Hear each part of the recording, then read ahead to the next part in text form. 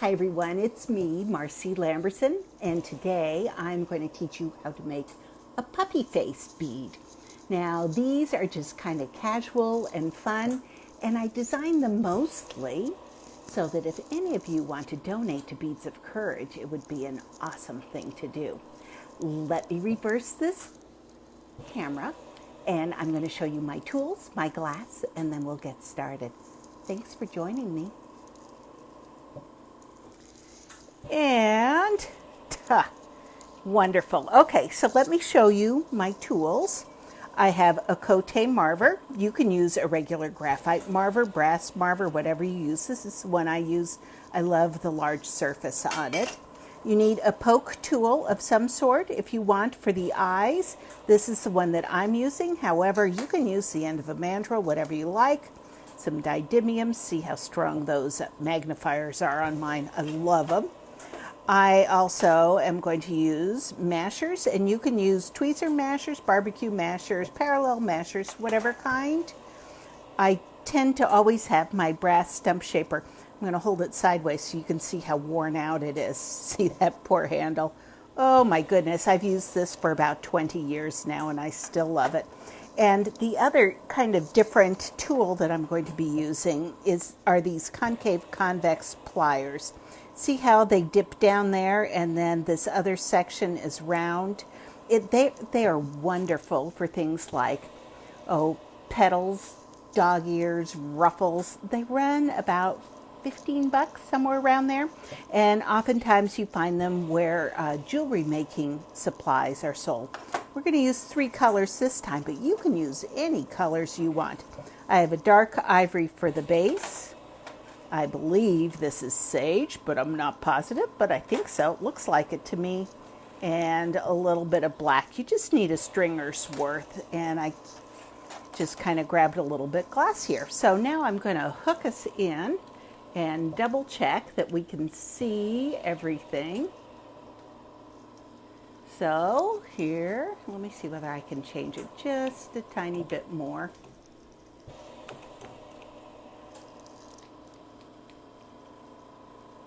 Oh, adapting everything, you know. I'll get it one of these decades. Okay, so then I check to see that you can see me. Okay, but you can't see there. Got it. Okay, so here we go. Let's light the torch and have a little fun. Oh, I'm going to be using a 30-second mandrel with dip and go sludge on it also. So let me just get my cords pulled around me. I'm using a headset to talk, and it's feels weird being connected by a wire while I'm doing this. Okay. Add a little oxygen. I'm using just your basic miner torch, which I absolutely love. Okay, so here we go. A little bit of dark ivory. I believe it's dark. You can use any ivory you have, and you can make pretty much any size shape bead that you want that you're going to press gently. So let's get this melting on. When I use my dip and go blue sludge, first I have it and it's kind of grayish blue, and then the first time it goes in the heat it gets this kind of darker gray look, and then after a little bit it turns this kind of very pale gray, almost whitish color. You want to be working onto the whitish color. That means that it's been gotten nice and hot. So let's just put some glass on. And I am laying it on so that my rod is pretty much perpendicular to my mandrel. I think you all know this already. Just in case you're a beginner and watching this, this is something that a beginner can make also, and this will go rather quickly. If you are doing one of the Beads of Courage challenges for lots and lots of beads, I hope you make a whole lot of these. And you know, with dog faces, you could make them so many different sizes and shapes and colors. I think it gives you a lot of variety. You don't have to make the same thing over and over again, and you can still get a lot of variation. You can change the eyes around, the muzzle, the ears. There's so many different things that you can change to make it a little bit different and keep yourself very happy while making them. That one didn't go on so straight, but we'll fix that in just a second. Okay, so one of the ways of fixing it, I could just take my stump shaper and gently tap it up like that. And that definitely is not enough glass. But if I were to flatten this so it was wider here and narrower here, that'd make a great dog-shaped face also. So you really have a lot of options. Let's add a little more glass though.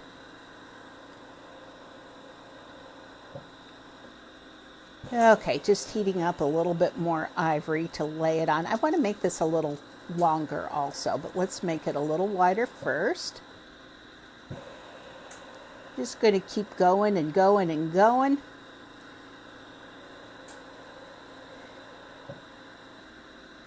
I used to teach this in my beginner bead making class or something similar to this.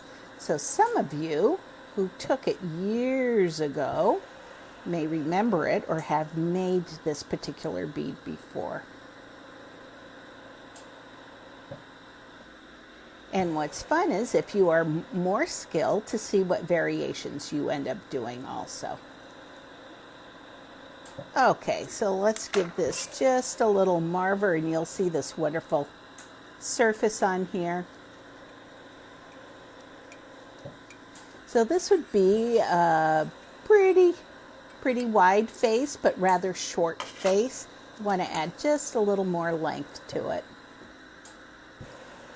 And this is not in round, I'm noticing also, and I am not going to mess with it to make it exactly round. What I'll do is I'll add glass if it seems too far off.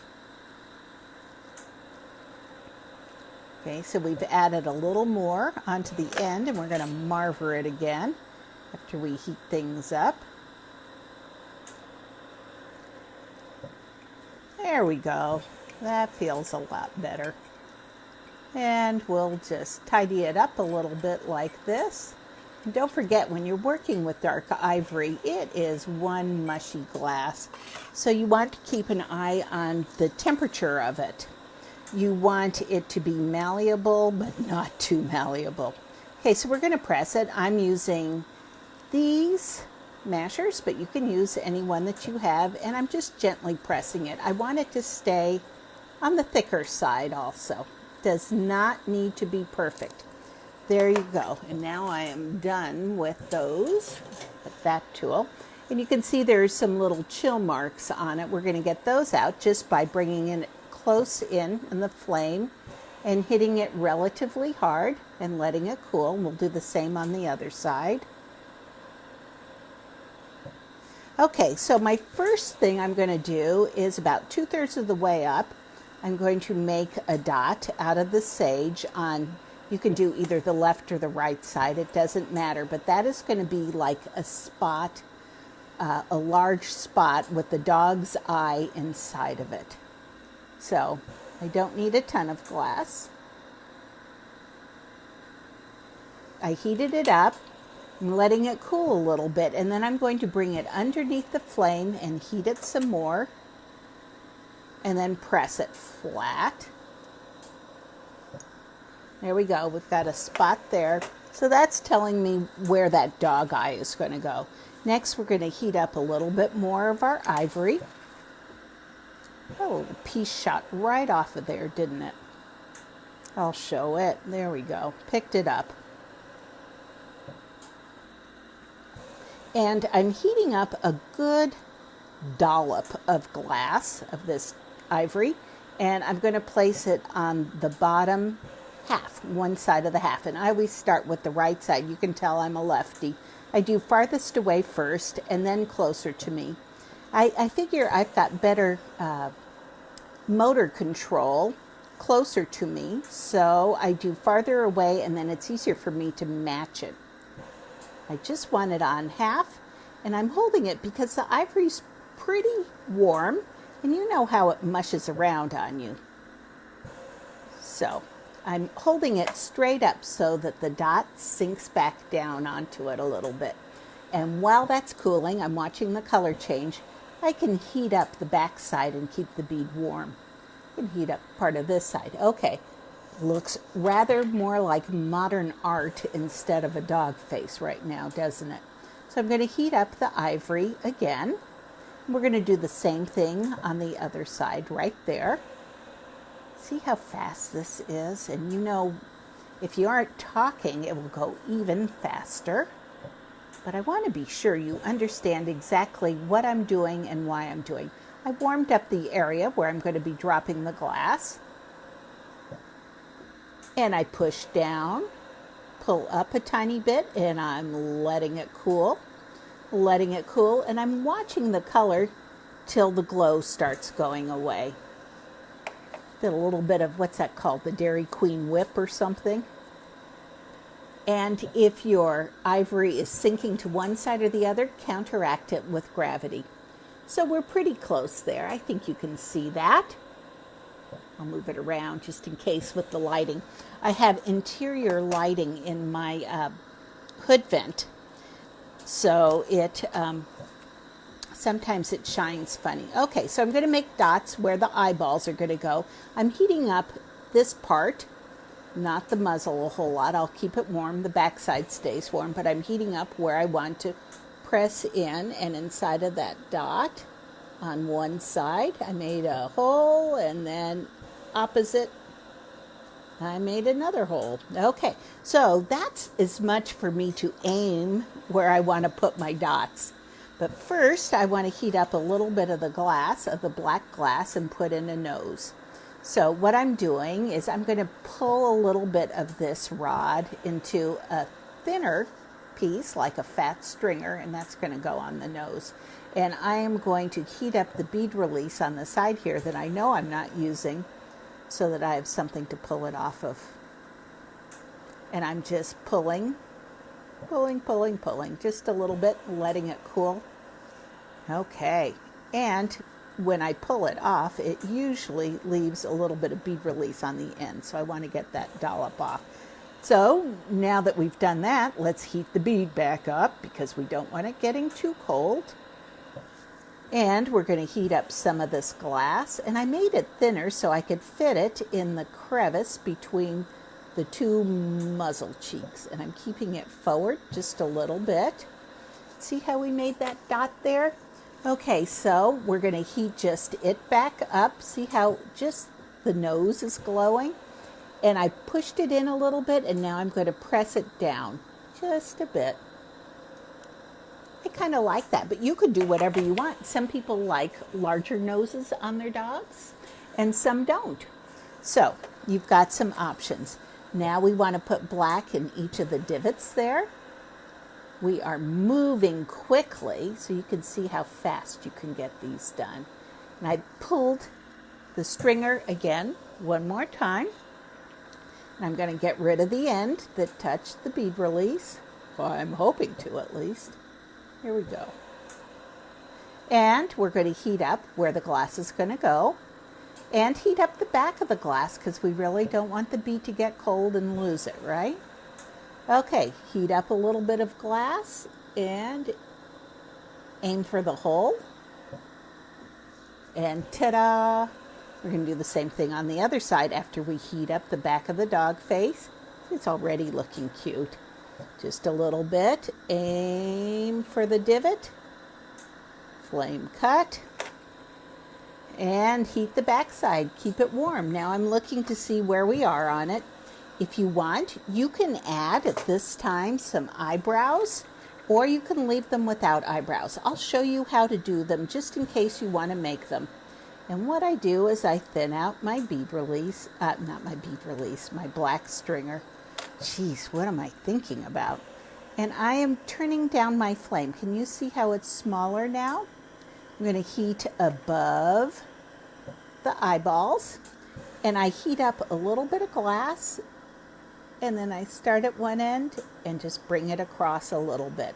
I don't want a big eyebrow. Just added just a little, it's almost like a comma or an apostrophe there. So heat it up, make sure it's nice and attached. We'll do the same on the other side.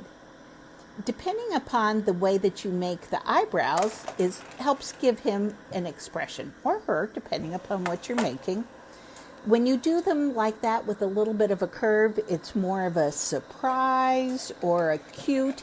If you do them facing down, it would be mad. If you do them more up, it's more surprise. Straight across doesn't give them a whole lot of more personality, but it does accentuate the eyes a little bit more. If you make really big eyes, or when I do, sometimes I add a tiny dot of white also. So let's add some ears, and I like to put a good sized dollop of glass. Over the sage side, I'm going to use ivory, and over the non-sage side, I'm going to use some sage. Okay, we just kind of do opposites. So I heat up the corner where I'm going to put it, gave it just a little bit of heat, and I touch down with the glass, press, pull up, let it cool, let it cool. I'm watching the color of it, feeling it a little bit, and there we go.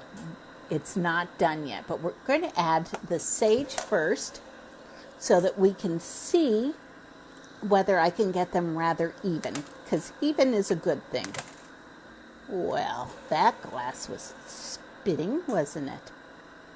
Okay, so let's heat up some of this glass, and then we're going to heat up that corner just like we did before.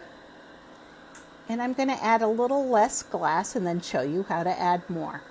I touch the corner, pushed in a little bit, it's nice and attached.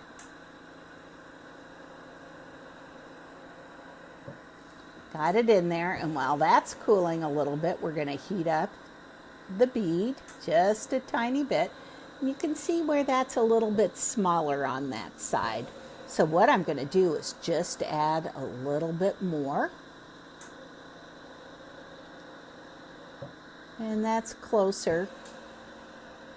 I want a similar amount. So I added almost like a rainbow or an upside down smile. You can call it any shape, kind of an upside down U shape to make it more similar to the other side. And they don't have to be perfect because we're going to do different things with each ear. So let's heat up the dog face to make sure he's nice and warm. We're going to heat up the ivory first. And I heated up first the back side to add the most heat there. That way I'm not hitting the front of the face and melting the features in. So it's got a nice glow to it, and I'm taking the concave convex pliers, and see that's the divot side. That's going to go on the bottom so it gives a nice cup to the ear. And I'm gently pressing it, just a gentle press. Now that's your time if you want to readjust, move it around. See how you can do that while you've got the pliers on it. So I'm going to heat up the bead while that's cooling a little bit, and then we're going to do the same thing with the sage side here. Heating up a lot from the back, a little bit from the front. Keep the rest of your bead warm. Don't want to lose it at this point. Go back, give it a little more heat. And I'm going to squeeze, just like the other one. And then I'm going to pull it down a little bit so it comes down near the eye. It gives him rather a rakish look. If you want, you can add little indentations on the muzzle, but not necessary. I already put my Dottie back here. I'll show you real quick. Just heat it up a little bit on the side, and a 1, 2, 3 shows where his whiskers might be. 1, 2, 3, that's enough. And we have made a puppy dog. Isn't that cute? You can add a little heart on the back. I do that often. So here you go. I hope you make a lot of them. And honestly, I hope you donate some to Beads of Courage. This is Marcy Lamberson. Don't forget to subscribe to my YouTube and find me also on Facebook. Take care. Bye.